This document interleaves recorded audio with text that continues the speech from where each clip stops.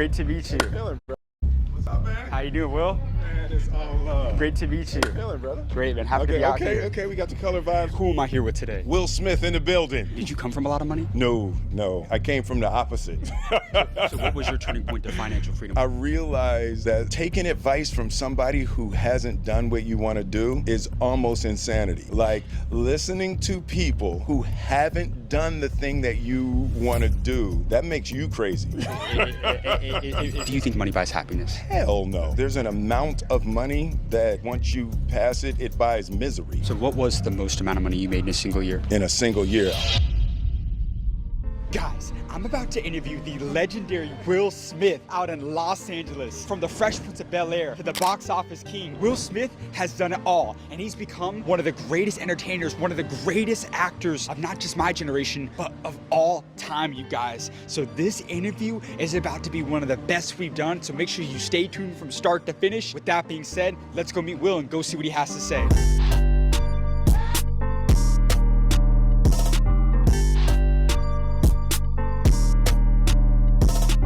You guys, so we just got in the gate of where we're going to be interviewing Will. He's going to be coming out at any minute now, so we're going to be linking up with him in just a few minutes. Come on, you guys. What's up, man? How you doing, Will? Man, it's all love. Great to meet you. Feeling, brother. Great, man. Happy to be out here. Okay, we got the color vibes. We got got the color Absolutely, vibes. man. I'm Jack. Nice to meet you. What's happening, What's man? up, Will? I'm Josh. Good to meet you. Josh, what's Yeah. the deal? What's the deal? Happy to be out here. Man, it's all good. You on a big run lately. A little run right now. A little bit of a run. For sure. We had a great shoot yesterday with Tom.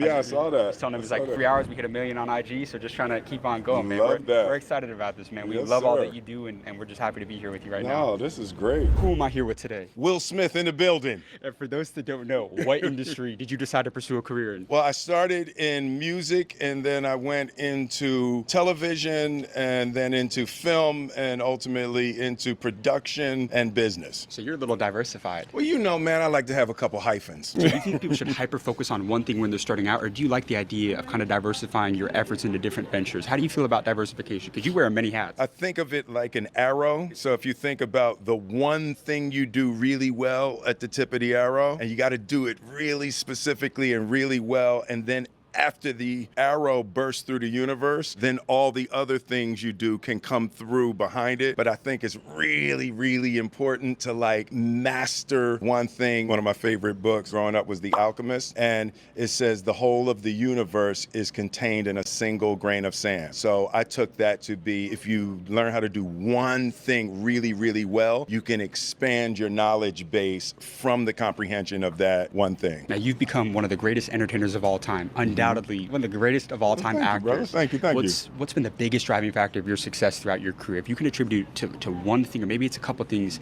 what's really led to your success that separated you apart from 99% of people in one of the most competitive industries? One of the things I discovered really early is that the win goes to the most hours committed. When I realized that how I spent my time and attention on a daily basis, if I do something for 10 hours a day and you only do it for 9 hours a day, in a year it's going to be really hard for you to beat me. So I realized very, very early, I was probably 18 by the time I knew that the time applied was cumulative. And even if you were more talented than me, if I put in more hours than you, it would be really hard for you to beat me. Now, you've played many roles in the entertainment business. As an actor, what's the most interesting thing that you've learned about people throughout your career? I guess one of the big things that I've learned is that even what we call people, what you say a person, is not actually a person. It's like a personality. It's a small constellation of ideas that a person has chosen to live within and say that that's us. And I guess the thing I've learned is that we're way bigger than we think we are. We're way bigger than we allow ourselves to be. We are way more than the little sliver of race, creed,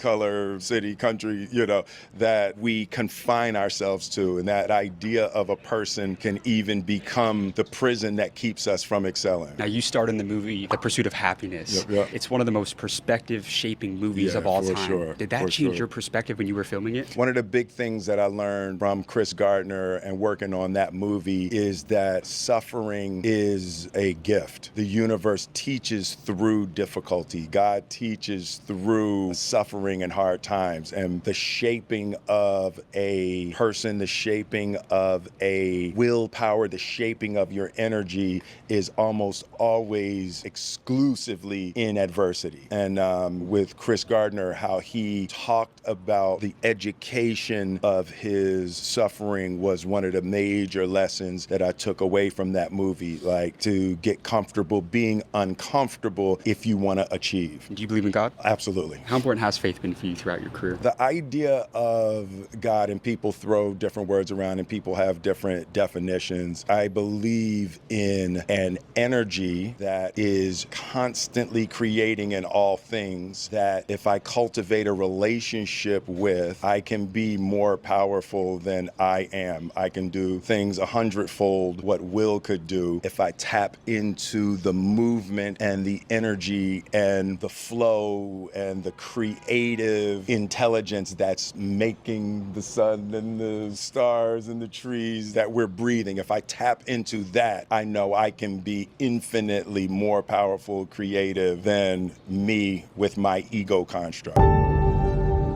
Can we actually prove that God exists? Me with my ego construct. Another movie you starred in is Hitch. And I think what it is that there's a quote that the world is overly cruel to shy men and it rewards the courageous.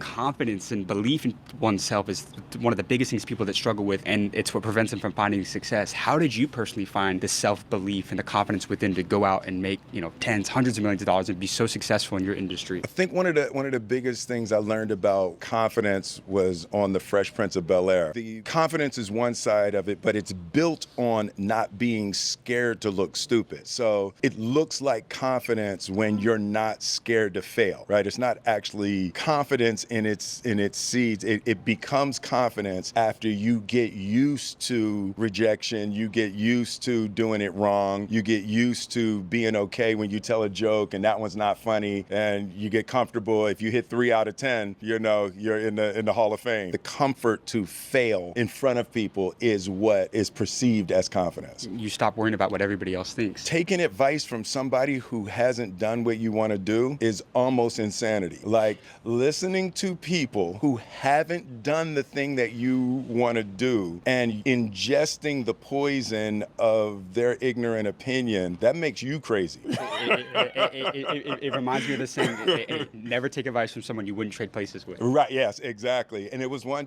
I got that one time. I was going through something and I called Quincy Jones. And, I don't even remember what the problem was. And I asked him, and Quincy was like, he said, man, how the fuck I'm gonna give you advice? He was like, he said, I wouldn't have chose none of the shit you chose. Yeah. He said, whatever you're doing, just keep doing that. And it was like, that was a real vote of confidence that even somebody in his position backed off of giving advice in the understanding that everybody knows what they know and only they can know for them. Nobody can really know for you. And you'll actually get to a point where you ask for advice less and you just sort of watch and listen and let people tell you what they think from their behavior. Yeah, and you kind of lean on your own intuition. Yes, absolutely. One time somebody told me that if a bird lands on a branch, does the bird trust the branch or does it trust its wings? I've seen many birds land on branches, but what I've never seen is the branch break and the bird fall and die. Yes, you gotta trust your wings.